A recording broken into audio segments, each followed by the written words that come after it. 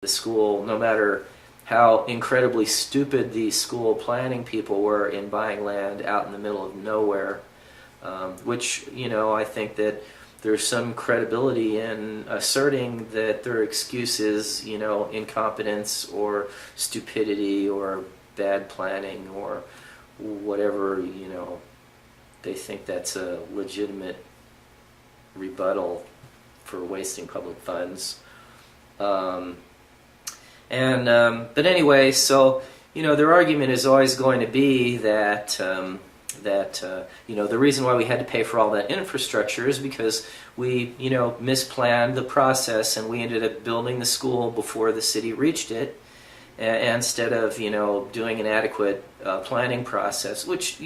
incompetence on the school district end is entirely believable, and they've been incompetent for many years, so there's really no reason to disbelieve that. But the question is, once you've already found yourself in that situation, how are you going to handle the utilities, and particularly when you're doing improvements which developers are later going to gain benefit from, and nobody at the district either knows or cares to follow up on, getting some of that money reimbursed back to them. And that's always been their excuse for doing these kind of things. But when you're over at Match, which has been completely surrounded by civilization for 20, 30 years, and then they're building, again, public works projects basically with school building money,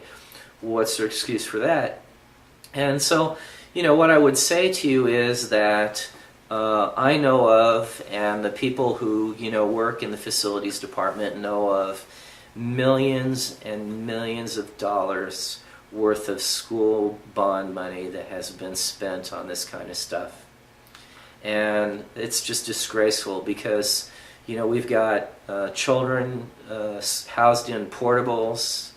trailer parks basically. We're housing our students in trailer parks, and it's actually worse than that because they're the windowless prison type trailers, and education is doing horribly, and a lot of the excuse is underfunding, and so the excuse that the party line, the official party line from the trustees and the planning department, is that the money, the bond money that you use to build schools and they use to build public works,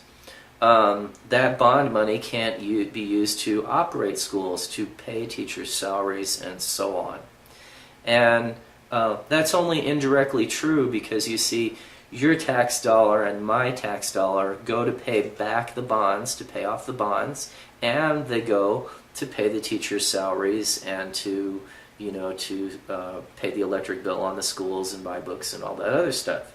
So tax dollars are tax dollars.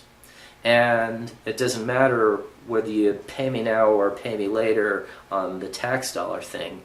The argument that somehow tax dollars should be less well spent because we're using bonds, public funding, to mortgage the future doesn't weigh well with me. Anyway, so bottom line question to you is, after having seen these videos, do you think your money is being well spent at CCSD? I leave it to you. Thanks.